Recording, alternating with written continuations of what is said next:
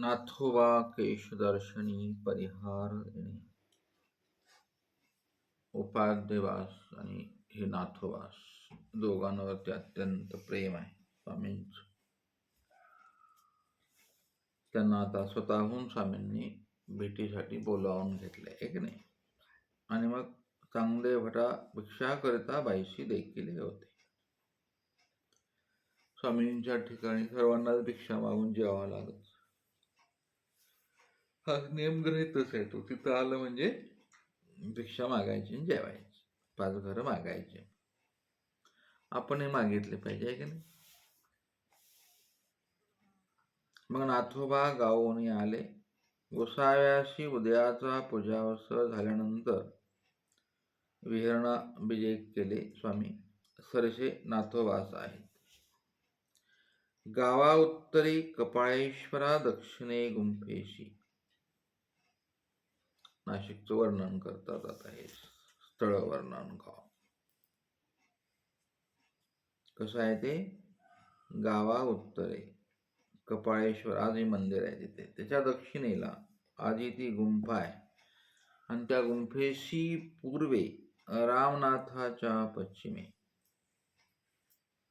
ठिकाण सांगितलं ना. तेथ अंबियातळी गोसाव्याशी आसन झाले. तेथून गोसावी गंगेकडे परिश्रया विजय केले. तो सागळ घेऊन सरसे नाथोबा होते. तो पाणीवठा बाईशी देखील. बाईस आपण पाणी वगैरे आणायला गेले असतील.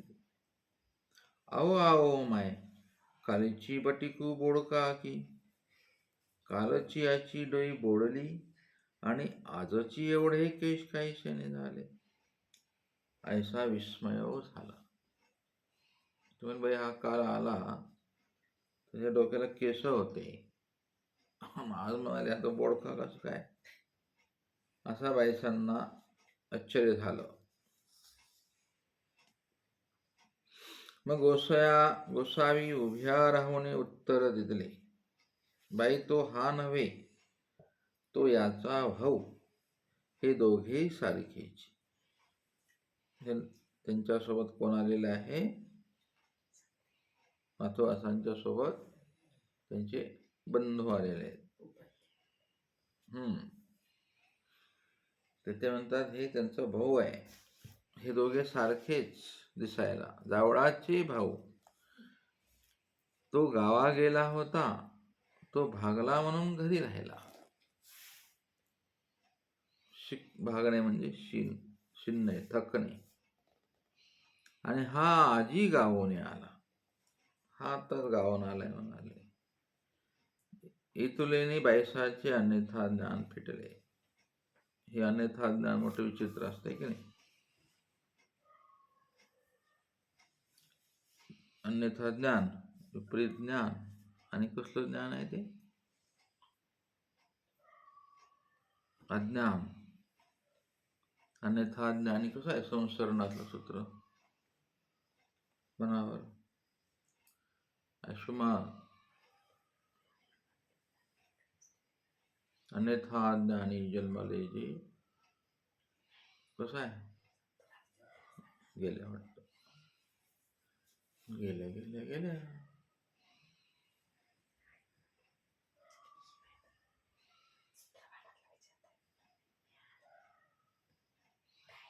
म्हणून सूत्रपाठ आहे आपल्या देवाचा आहे. एबीसीडी आहे, अक्षर आहे ते एबीसीडी. कोणी सांगा.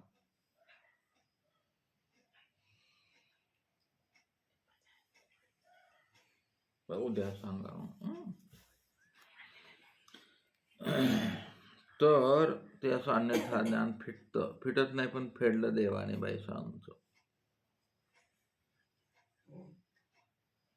आता सर्वज्ञ पंचवटीला सोडतायत. तत्पूर्वी उपाध्ये भास आणि नाथोबास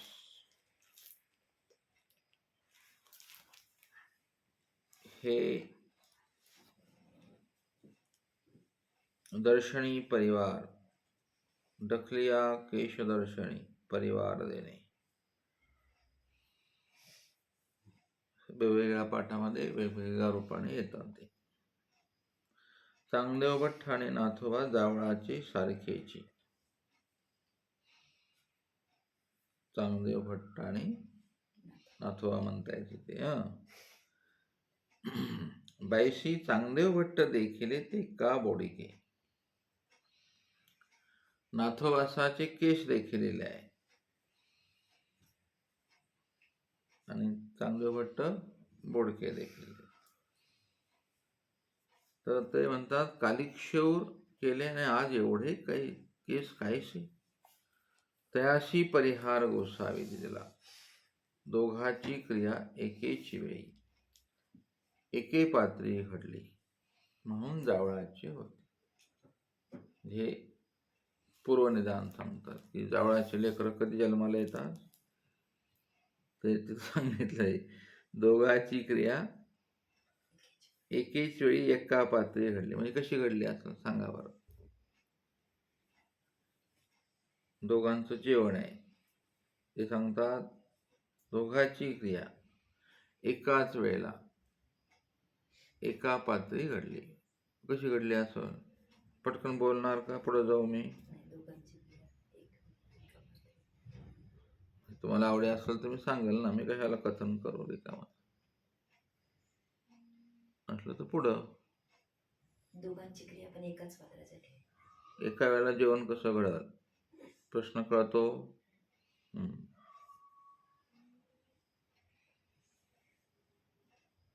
दोघांना एका पात्राच्या ठिकाणी जेवण कसं घडेल. मग ते तसंच घडतं ना. घडलं म्हणून तसे ते जन्माला आले. पण स्वतंत्र लेप निर्माण झाला ना. ह्याला मनुष्याचा ह्याला मनुष्य. जेवणारं पात्र एकच आहे आणि ते पात्र काय असं आपल्यासारखं नसेल. ते चांगल्या 10-12 चपात्या खाणारा असं खसकावून 2-4 वाट्या म्हणजे भगोलं भरून भाजी, भगोलं भरून दूध, 4-5 पोळ्या, 1 किलो भजे असं जर खाणारं पात्र भेटलं तर 2 मनुष्य दे दोघाला. आणि कसं घडू शकतं जे भोजन एकाच पात्री एकाच वेळी. क्षण पण चालत नाही कारण कर्मलेप निर्माण झाला ना. तो किती 2 मिनिटाचा विलंब असेल आहे की नाही. आणि ते खाल्ल्यावर ओखलं नाही पाहिजे ते पात्र पोटी. तर ते पचले पाहिजे ना त्याला. लेप किती वेळानं लागतो.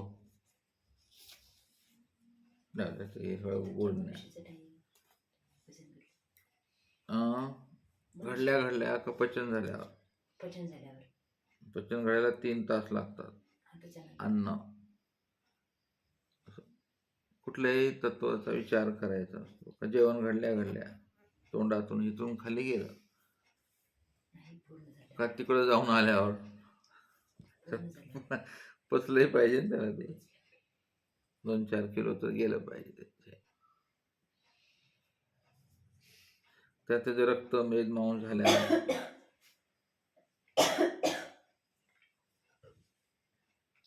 विचार करायचा. ते रक्त मेद मांस होईल ना त्या अन्नाचं. हे सगळी पचक्रिया.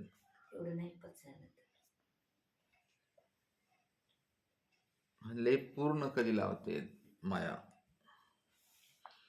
देवतेश कर्मलेपाचे ज्ञान. आपल्या हातात काय सुद्धा ठेवलं नाही की नाही. आपल्या हातात ना जेवायचं, ना संडासला जायचं, झोपायचं, ना श्वासोश्वास घ्यायचा. आपल्या हातात किती भ्रम आहे आपणाला आहे का नाही. हे अन्यथा ज्ञान आहे आपलं. अन्यथा ज्ञानी ज्ञान. ज्ञानी अज्ञानी अन्यथा ज्ञान. अन्यथा ज्ञानी जन्मले जे. अन्यथा ज्ञान ते स्वर्ग नरक करे मोक्ष याचे त्रिविधाती अपजवित असे. चुकीचं बोललाय मी वचन. अज्ञानी. ठीक आहे. तर म्हणाले हे असं भजन घडलेलं आहे त्याला. पण एका पाठामध्ये नाथोबा आणि उपाध्याय आहेत ना. दोन्ही भाऊ आहेत ना. चांगदेव भट्ट नाथोबा भाऊ आहेत. उपाध्ये नातू बाबा होय, पण ते चांगले भट्ट आणि नातका सारखे दिसायचे. म्हणजे काय होतं? ते जावळाचे भाऊ आहेत ते. एका आईच्या पोटी जन्मालेत ना. उपाध्ये नातू बाबा. आता सृष्टी रचना कशी आहे देवाची आहे ना. मेदमांसात लेकर जन्माला येतात आहे ना. ते दोन सर्वात कठीण आहे तो मातृत्व प्राप्त होणं. अत्यंत वेदना असतात. चला, तर ते असं काही आहे. आता सर्वज्ञही त्याच्यावर मिश्किल विनोद करतात. तो म्हणाले हा थकला होता म्हणून तो आला नाही, म्हणून हा आला. पण असं ते झोपून राहायला म्हणाले. तो हा आमच्या सोबत आलाय सागळ घेऊन.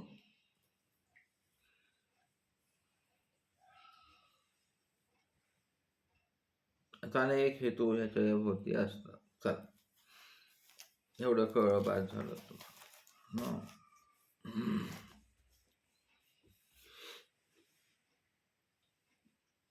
गोसावी नाशिकाहून निघाल्यानंतर मार्गी विजय करत असते. अणगावा जाता मार्गी पभेपुढा शेत होते. तेथ निंबाचा वृक्ष एक होता. आता तो रस्ता, लिंबाचं शेत, पव्हा म्हणजे पानपोई, तेथे वृक्ष. सर्वज्ञ म्हणाले बाई येत आसन करा. एका पाटामध्ये बोरीचं वृक्ष होतं आहे की नाही, बोरीच्या डिर्या निघाल्या होत्या. अशा अनेक मतमतांतर आहे.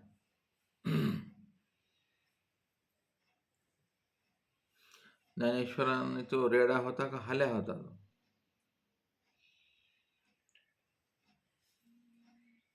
का रेडे नावाचे माणूस होता, रेडियान नावाचा, रेडा बोलला.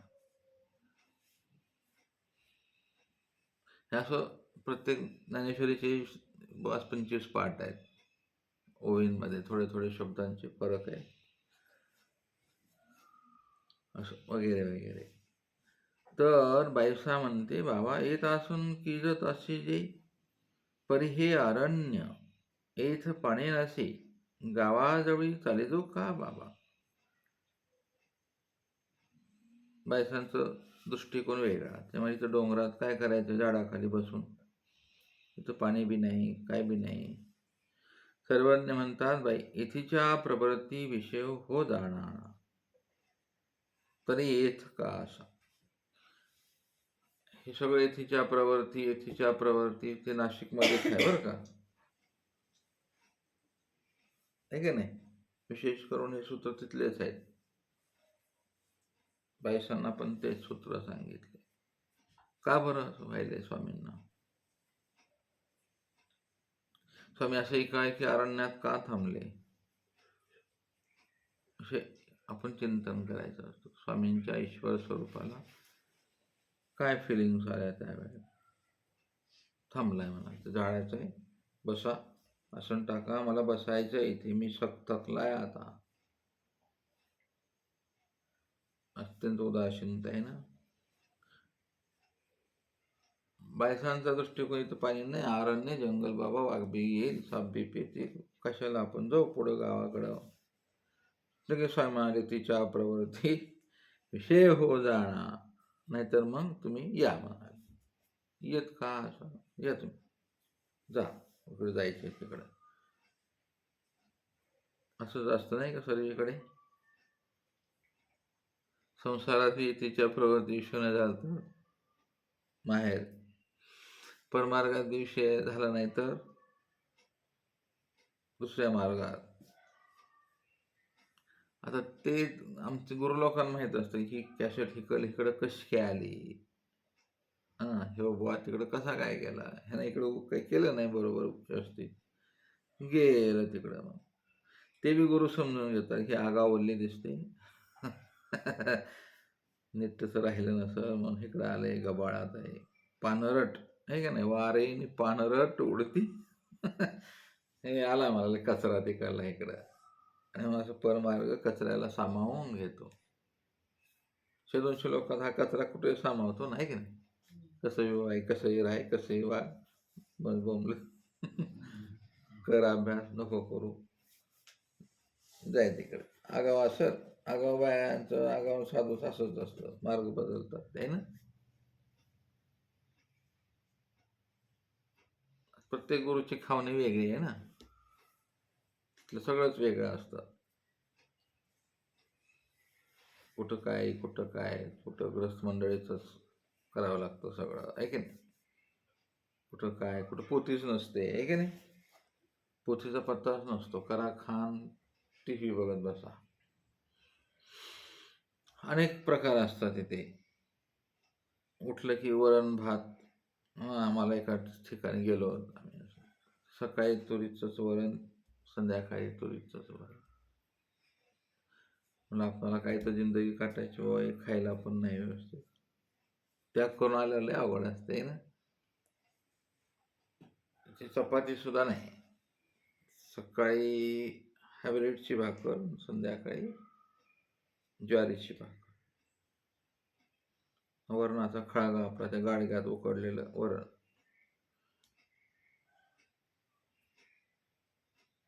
काय प्रवृत्ती त्या अधिकरणांची ते तेवढंच खायचं. का म्हणाले तर हे इंद्रिय धर्म निवृत्त होतील, मग अधिकार होईल. त्यांचा हेतू चांगला असेल आपलं शरीर सोकण्यासाठी, पण ते आपल्याला नाही धकत ना.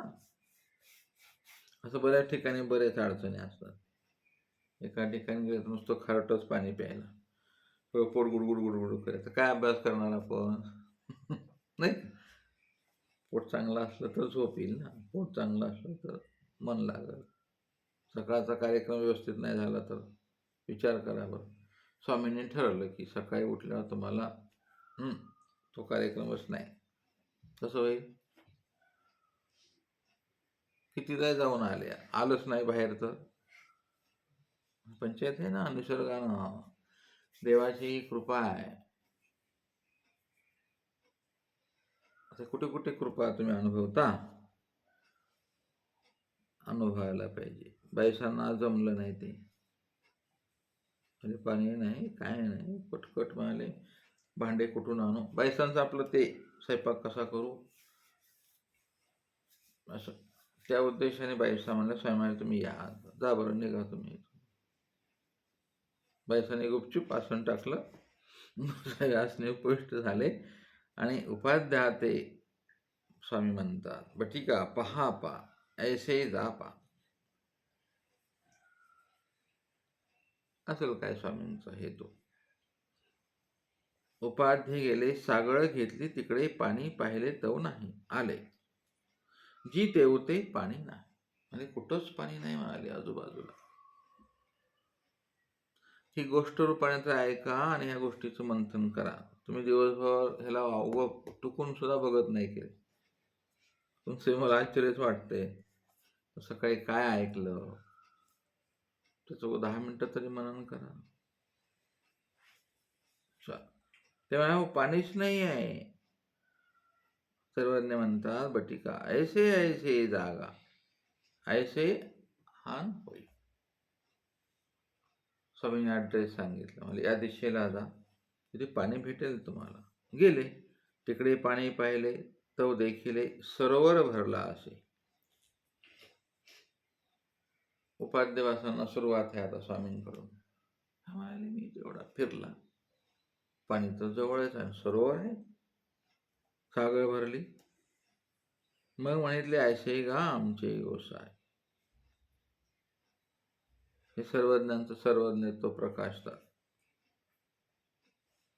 हे असं न बोलता ते म्हणतात, आमके इकडे उदक ऐसे सांगतीच ना, परी आपुले ऐश्वर्य लोपती. अशा लीळा तुम्हाला सर्वज्ञांना सर्वज्ञ का म्हणतात म्हणलं की ह्या लीळा सांगाव्या लागतात प्रमाणाला. कालची एक झाली, आता हे दुसरी. अशा अनंत लीळा तुम्हाला एका विषयावर बोलता आलं पाहिजे. मग उदय घेऊन आले. नाथोबाई बाईसा करवी दूध भात करविला. तिथं जंगलामध्ये आता विशेष नाही काय. त्याची गोसाव्याशी अरवणा झाली, उपहुड झाला. आणि मग सर्वज्ञाने तिथे अवलोकले. हे अवलोकनाची लीळा आहे इथे. तिथे पळसाचा वृक्ष तोडीला असे. पळस माहित आहे तुम्हाला? आपल्या इथे आहे ना पळसाचे झाड आहे बाजूबाजूला भरपूर डोंगरात. तर ते खोड पाहिलेले होते. तर अशा डेऱ्या फुटलेल्या आहेत त्या पळसाला फुटतात आणि ते खूप गोडच दिसतं ते पळस. भवंते भवंते बरवे कोंब निघाले असते. ते सर्वज्ञानी पाहिलं, अवलोकलं, बघितलं त्याच्याकडे. सर्वज्ञ म्हणतात, हे देखले गा याचा तरी स्वभाव, स्वतःसिद्ध स्वाभाविक गुण. झाला अध्यात्माला सुरुवात सर्वज्ञांच्या निरूपणा. निरूपणाची कशी कला आहे. स्वामी ते पाहिलं, स्वामी लगेच निरूपण करतात. तेव्हा याचा तरी एक हा स्वभाव, स्वतसिद्ध स्वाभाविक गुण. पुरुषाचा ठाई देखीजे तरी सिद्ध साधकाचे ज्ञान, म्हणून आश्चर्याशी कारण होय. महिमभट्टानं ते सांगितलंय की नाही स्वामींनी, स्वभाव प्रगटे. त्यानंतर महिमभट्टाने कुठलाही प्रश्नच केला नाही.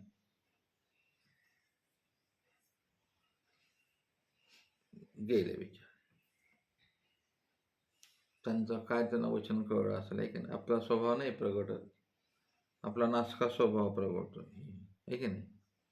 माझं आपला हा स्वभाव नाही. हा स्वभाव प्रगटे तै जीव म्हणजे. महिमभट्टाने थोडक्यात विचारलं असतं स्वामी नाही का. त्यामुळे बा सगळं निरूपण मला माहित आहे, महावाक्य मी सगळं पाठ केलंय. मला थोडक्यात देव कशाने होतो सांग. त्यामुळे भाऊ शेवटचं सांगतो तुला आता. स्वभाव प्रगटे तै जीव म्हणजे. महिमभट्टाने 10 मिनिटं विचार केला आहे का. उठले दंडवत केला, मला आता येतो, आता माझा स्वभाव प्रगट करेन तेव्हाच येईल. म्हणून स्वामी म्हणाले, येईल ते तोच येऊ जाणे. स्वभाव प्रगटलाय. आपला स्वभाव कशाला प्रगटत नाही. आपण असे रजतम आहात ऐक ना, शरीराच्याच भानगडीत गुंतलेले. आपण शरीराची भानगड संपवली तर मान अपमान इगो, त्यातून सुटले तर काम क्रोध लोभ, त्यातून सुटले तर अहंतेचं मोह. ते जात नाही. ते अहंता कुत्र्याने भुकते आहे का नाही. अहंतेचं मोह सकंदी उपडावे.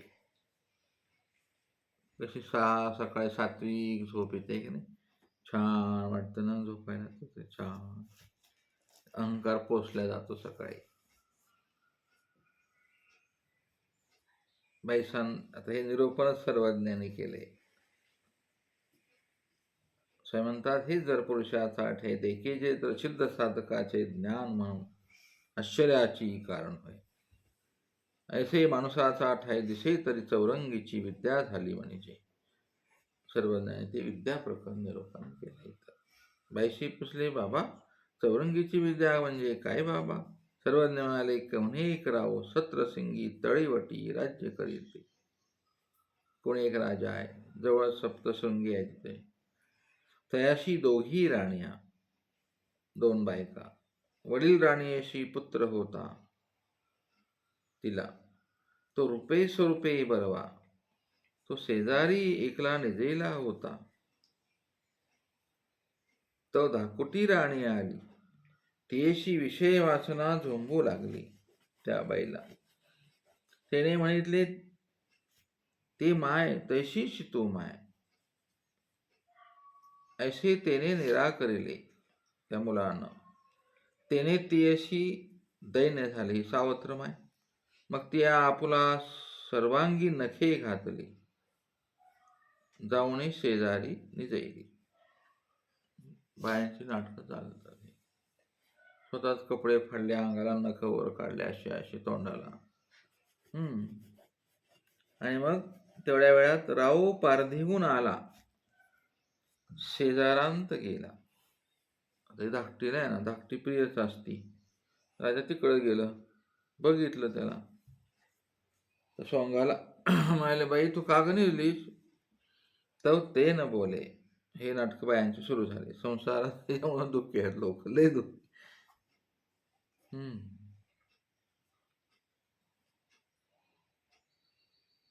बायकोला विचारतात लोक, घरात आई वडील असतात त्यांना विचारत नाही.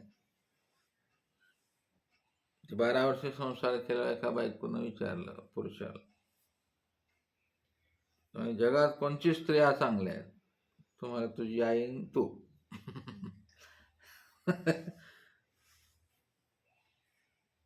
वगैरे वगैरे अनेक प्रश्नांची उत्तरं तिनं मागितले.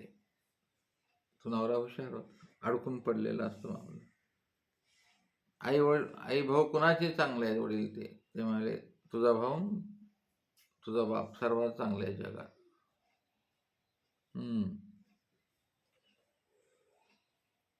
मग ती बायको हळूच म्हणते, एवढं समजायला तुम्हाला 12 वर्ष लागले म्हणाले. सगळ्यात वाईट कोण आहे? म्हणाले, मी माझी आई. हा बरोबर आहे. सगळ्यात वाईट घर कोणचं?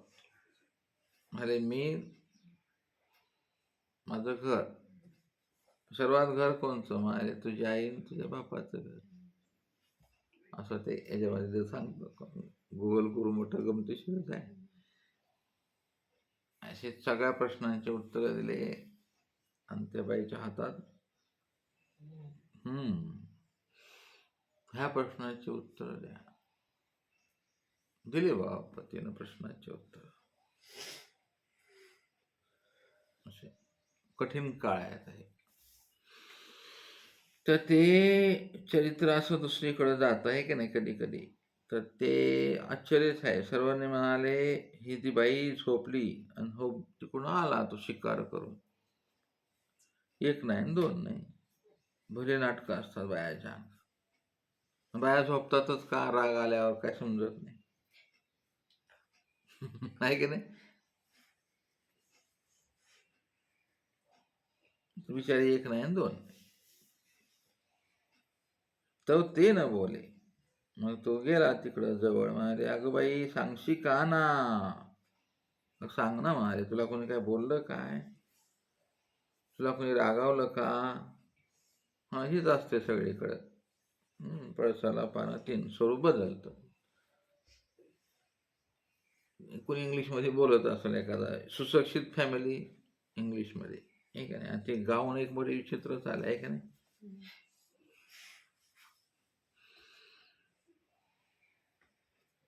ते बिचार वैतागून म्हणतो, अगं सांग बाई.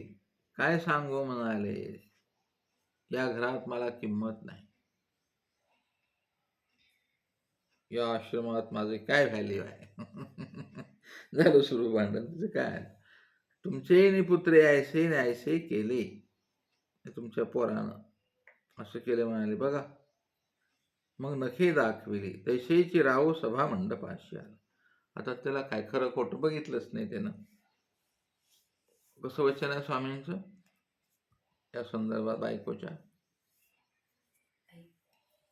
बघा तुम्ही करंटमध्ये आहे का पहा.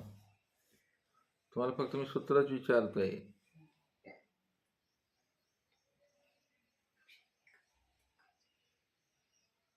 हे सांगितले बघा सूत्रात, आहे ना? आठवते बघा. बघा, क्षण एक विचार करा. धुंदी, तुम्हाला वचनाची धुंदी पाहिजे रे डोक्याला. आठवते? नाही आठवत? पुन्हा सांगा. काय ते? स्त्री शिष्याभिमान तो मिळे पश्याती. ही महेळी आज नाटकं करायला लागली. महेळी नाव छान ठेवले देवाने ना.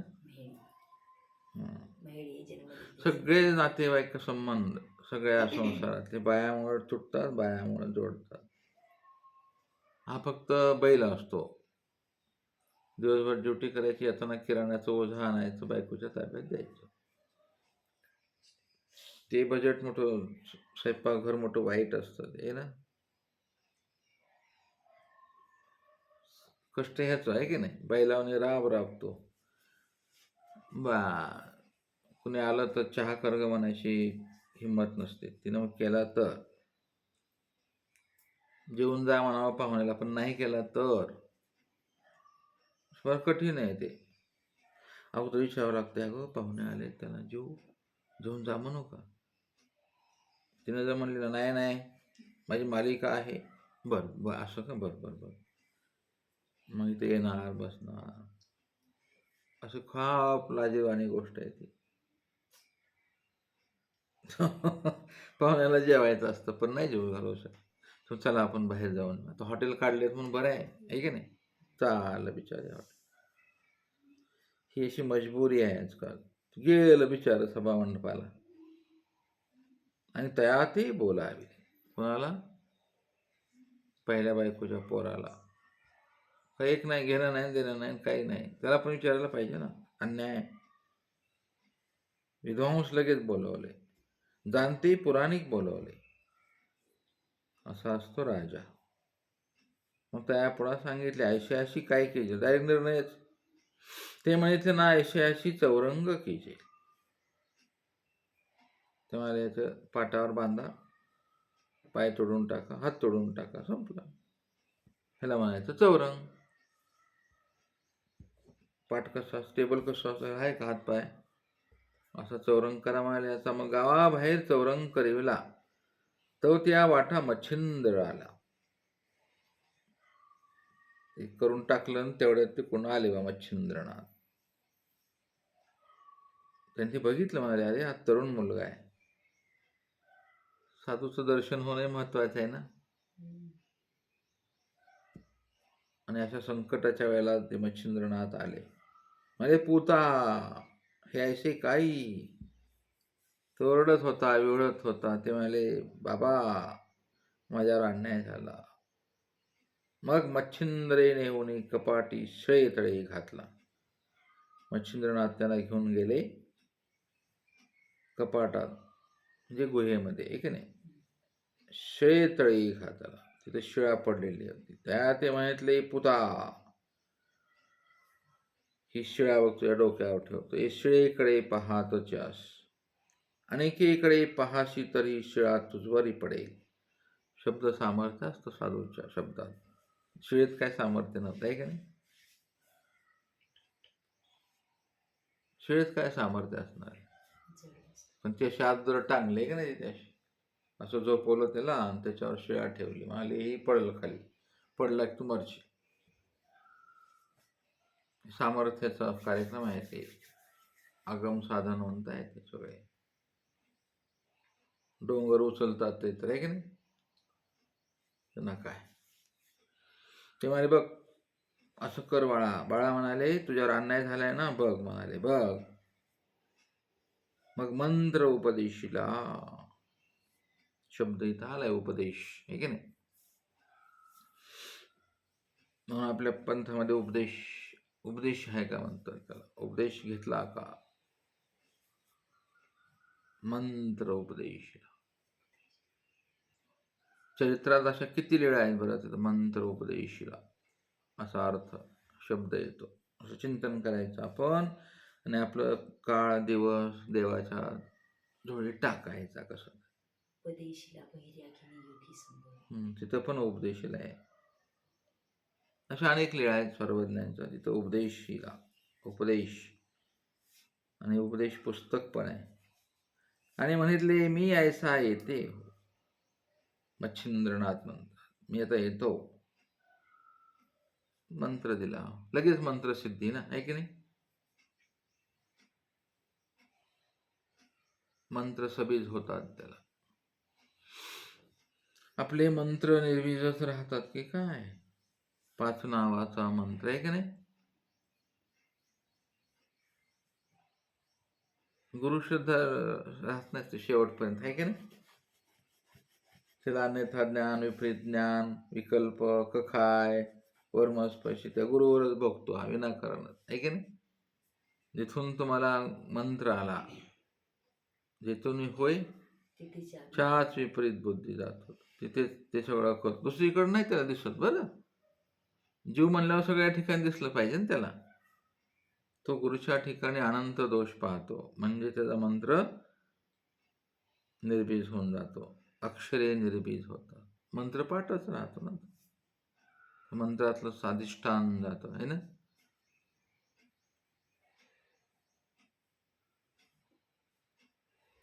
मंत्र कुणाकडून घ्यावा हा बी एक प्रोसेस आहे. गया गुजऱ्याकडून घेतला तर ज्याला चातुष्टच नाही, डोकं पागल झाले, तर आपण मंत्र घेऊन काय करतात? पान खाऊन तंबाखू खाऊन थुकत बसते पिचकाऱ्या. मंत्र सवयीच होईल का? होईल? होत नसते. गुरुमंत्र नामच आहे ना, त्या नामानेच मोक्ष मिळणार आहे ना. त्याच्या पलीकडे तुम्हाला 1000 गुरु मिळतील, पण पहिलं नाम कुठून आलं तुमचं? शब्द. शब्दांची संगती कुठून मिळाली तुम्हाला? बीज चांगलं पाहिजे. आता आजकाल तो काही प्रश्न नाही राहिला. व्यवहार झाला की गुरु होऊन जात नाही ना. व्यवहारिक आम्ही अशा बऱ्याच ठिकाणी पाहिलं. त्यांना खूप ब्रह्मविद्या शिकवली आणि गुरुमंत्रही दिले, पण उपादमंतांची भेट झाली की त्यांच्याकडून गुरुमंत्र घेतले. असे माझ्या आयुष्यात असे 5-6 घडले. ज्याच्या घरात राहून आम्ही त्यांना सूत्रपाठ शिकवला. आणि 5-6 वर्षांनी टिंब भेटले.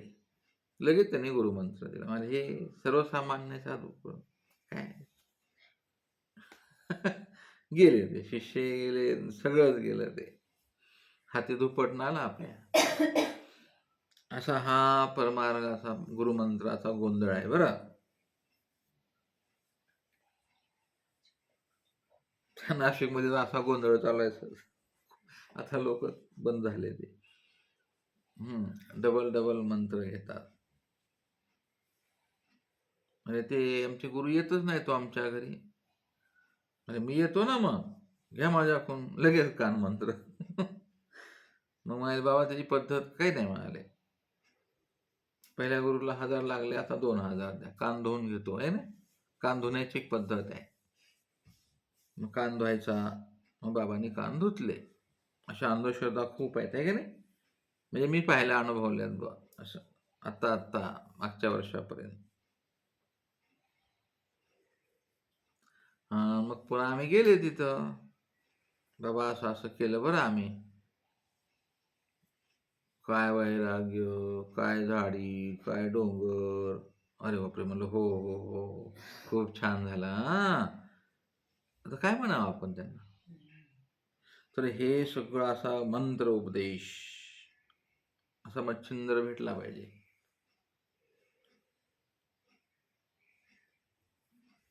कसेच मंत्र आहेत पूर्वीच्या काळात आहे का नाही. गोपीचंदाला मंत्र दिला, ते हागायला बसलो होत नाही ते गुरु. काय करत होते ते गुरु? तेव्हा अरे याला काही मजा नाही मला. आणि तोच मंत्र उपाधिमंताने दिला तर साम्राज्य दळून टाकलं आहे की नाही. सगळं दळायला लावलं. म्हणजे बस त्याच्यावर आंघोळ काढ. आणि मग मंत्र दिला. का रे म्हणाले, गुरुने विचारलं, मला तुला मंत्र दिला काय? अरे मैंने सुना है. बोले ये तो सुनाचे. अरे बोले गुरु ये मंत्र मेरे गुरु को पता अच्छे और मेरे को पता अच्छे, तुमको काय गोरे. त्यानं लगेच काढली तलवार आहे का नाही. आरामखोर म्हणे, सांग कोण भेटलं रे तुला, तुकडेच करतो तुझे. अरे नका मला सांगतो. चलो मच्छिंदर गोरा काय असे मंत्र असतात. जाऊ दे. त्यात हा झाला इतिहास, भूगोल, पुराण. आता आपल्या स्वामींचा ही गुरुमंत्र आहे. आणि कुठं आहे? उपदेशीला खालील योगी संभव नाही का. काय ते सूत्र? उपदेशीला भैर्या घेणे योगी संभव. उपदेशीला भैर्या, त्या विग्रहाने तो भैर्या जर उपदेशीला असा उपदेश आहे. आम्ही काढलो होतो उपदेश पुस्तक आहे का नाही.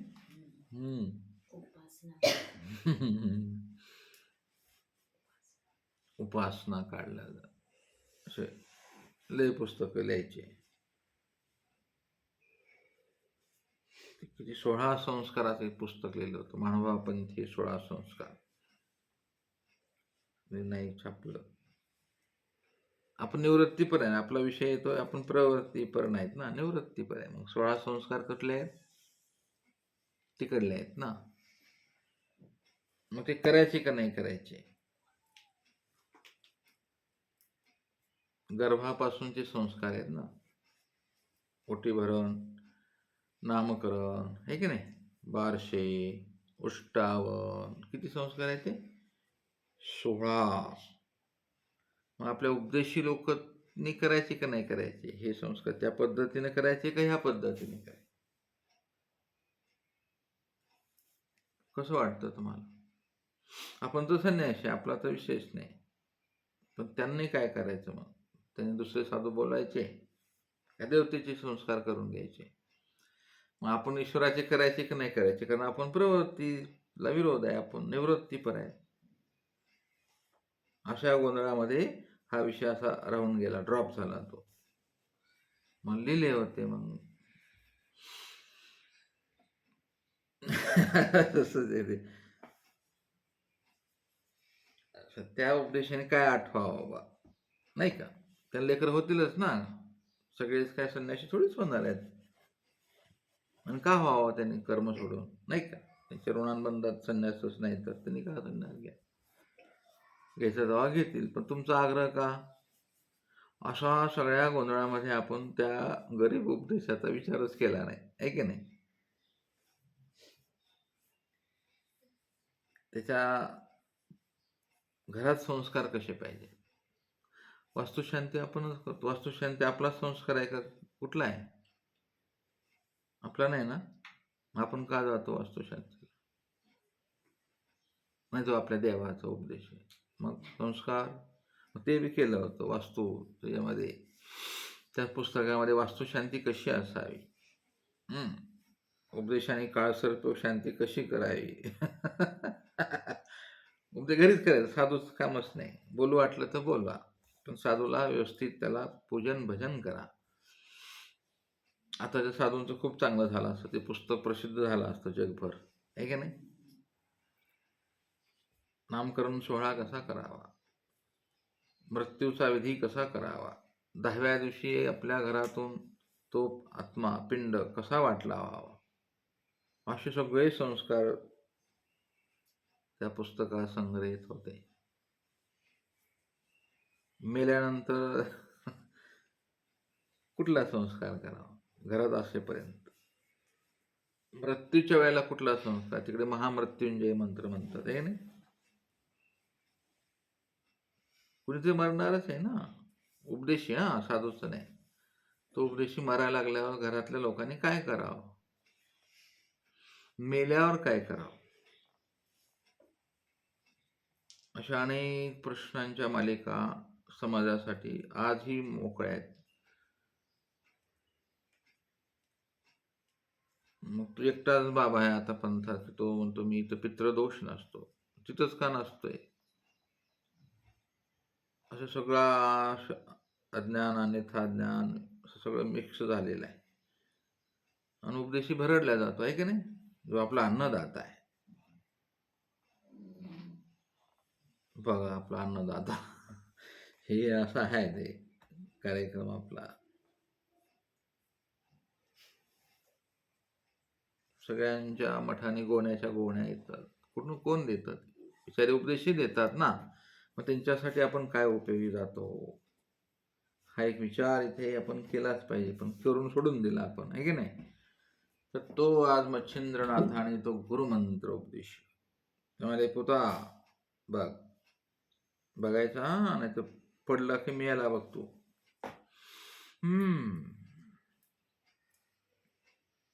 मग ते लगेच निघून गेले. जाताना गोपाळा ते म्हणितले, तुम्ही मोठा जेवाल तेवेळी याची तोंडी कुरंदने पिळावी. हे कुरंद म्हणजे काय असतं माहितच आहे तुम्हाला, आहे की नाही? कुरंदने पिळा. भुटवासांच्या तोंडावर कुरंदनेच पिळले ना गुराख्याने. कुरुंद आणि भाग्याचे आहे ते. मग तेही म्हणितले ना हो का गोपाळ. मग तो निघून गेले मच्छिंद्रनाथ. 12 वर्षा तयाशी हात पाय निघाले त्या. मग तो चौरंगी सिद्ध म्हणून आजही चौरंगीनाथ, ती गोष्ट देवाने इथे सांगितली. बाई म्हणाले असाला हा हा चौरंगी सिद्ध आहे म्हणाले इथे. तेथून गोसाई आडगावा विजयी करिता गावासमीपातले गावापश्चिमी महालक्ष्मीचं देऊळ, तेथे नावे एक असन. मग विहरण केले. गोसावीशी प्रभूंची महिमा निरूपित होते. आडगावला उपासनी आहे तिथे. उपासनी कोण आहे ती? जी जी मी रुद्धपुरा जाय, सर्वज्ञ म्हणता जा, पेणोवेणा जावे, उपेनी न करावे. रुद्धपूर म्हणजे काशीचा वास, ते तुम्ही मौन्य वर्तावे, मौन्य असावे. रुद्धपुरी पूजा पुरस्कार स्वीकारावा नाही. हे स्वामींची खुदखावणी आहे बरे. छान हो कॉच. म्हणून तैसेची दंडवत घालून उपासने निघाले आणि त्या स्थिती झाली. ते सुकिन्याचेनी मार्गे निघाले. मग गोसावी तेथून उपाध्यापुढा गावा पाठविले. सर्वज्ञ म्हणतात बटिका, तुम्ही पुढील गावा जाते भिक्षा करा, अपजवा, माहे तुम्हा उद्या दर्शन देईल म्हणून जाणून उपाध्याना पुढे पाठवलं. उपाध्येही पुढे गेले आणि उपासनीयही पुढे गेले आणि उपासनांना रुद्धपुराची महिमा सांगितली. एक रुद्धपुराची महिमा कुणाला कुठे कुठे आणि किती वेळा सांगितले, हा एक विचार महत्वाचा आहे. रुद्धपुराचा महिमा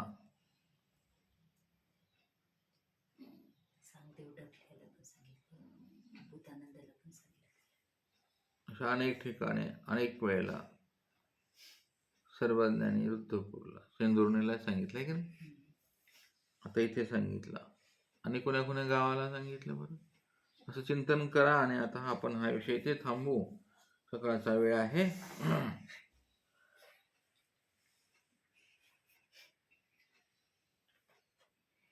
दंड